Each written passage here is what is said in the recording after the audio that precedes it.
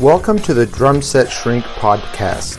My name is Stefano Ashbridge, and this is a show about drummers, drumming, and the challenges that come with playing the drums.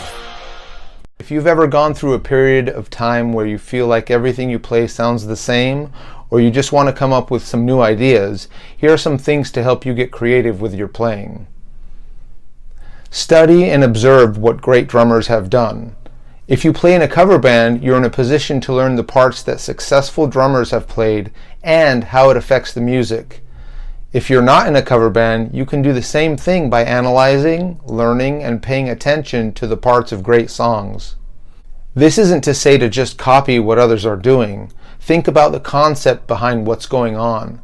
For example, in the first verse, the snare is a cross stick on the count of 2, and there's a tom instead of the snare on the count of 4. Or in the bridge, the drummer plays a halftime marching feel. So think about what these concepts do for the music. Some things to pay attention to would be, are the drums playing with or against the other rhythmic instruments? How do the drums support or interact with the melodic instruments? Are the fills more rhythmic or melodic? I do recommend learning and transcribing specific parts though. From there you can take it further and just make it your own.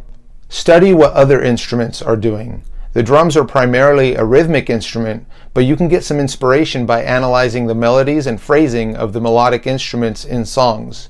You don't have to know how to play these instruments, although that's not a bad idea, but think of a song and play the melody as a beat and or fill.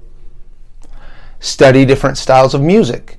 You can get some fresh ideas about the things that I mentioned previously by analyzing music in different genres.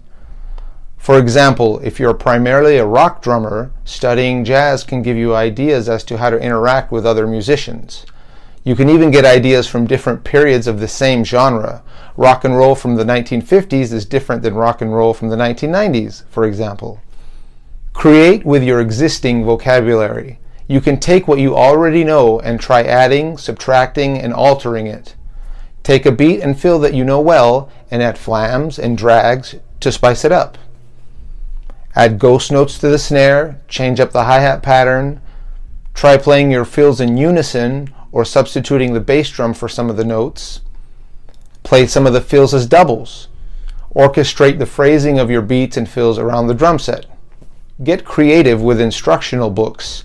Try to apply the exercises in books that you are working out of. Make a beat or fill out of what you're working on when you have a grasp of it. You can make beats and fills out of the rudiments. Start them at different parts of the measure to get them to sound completely different. Change your point of view. You can also get some creative ideas by changing up your drum setup, tuning or muffling your kit differently, playing with different drumsticks or brushes, or adding electronics to your setup.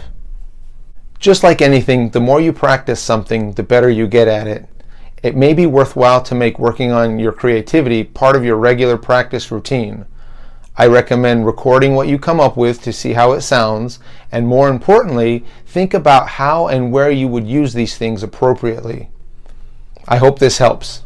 Thanks for listening. You can find me at drumlessonsinla.com. My name is Stefano Ashbridge. Until next time.